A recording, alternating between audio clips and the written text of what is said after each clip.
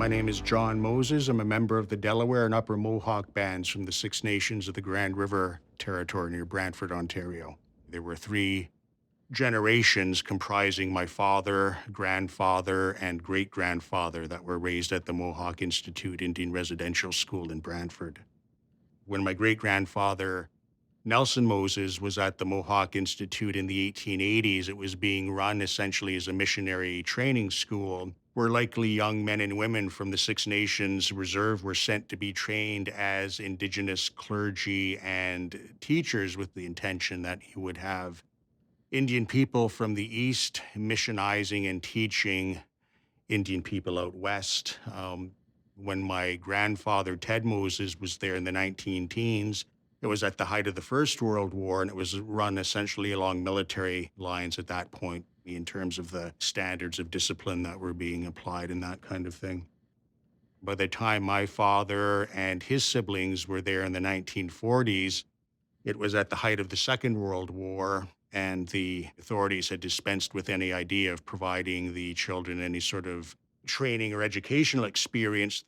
They were there to keep the large farm operation going as a contribution to the civilian food production effort on the Canadian home front during wartime. Unfortunately, the kids didn't benefit at all for their own labor in working the farm. They were there to produce the labor itself. The photograph of my father and his younger sister, Thelma, my Aunt Thelma, was taken in October of 1943 during one of the once monthly 15 minutes only visiting sessions for brothers and sisters.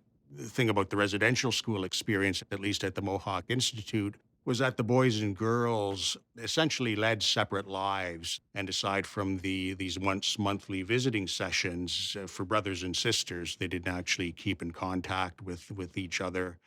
The boys worked the farm, and as I say, some of them were sent to work in some of the Brantford industries that had been converted to wartime production. The girls essentially kept the large kitchen operation going, as well as there was an industrial scale laundry there as well. My father retained a bare handful of family heirlooms in his possession, different things that he retained from his own childhood years.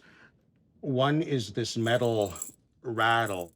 It was made and used in secret by the children at the residential school in an attempt to keep certain cultural practices alive, notwithstanding their placement at the school. You know, it would have been an effort too by the kids to thumb their nose at authority and to subvert the intention of the residential school staff and the farm masters that they were working for and everything. They made it with the materials at hand in order to replicate the original rattle. And this is a traditional Six Nations cow horn rattle that could be used in a variety of ritual and social practices and dances.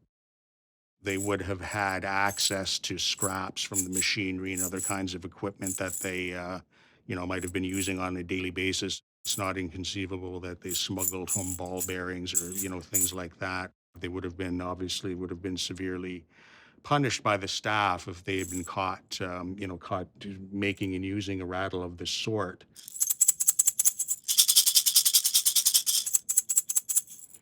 So obviously a somewhat different sound, but I think it's indicative, as I say, of the resiliency of the kids and of the creativity of the kids in trying to keep cultural practices alive.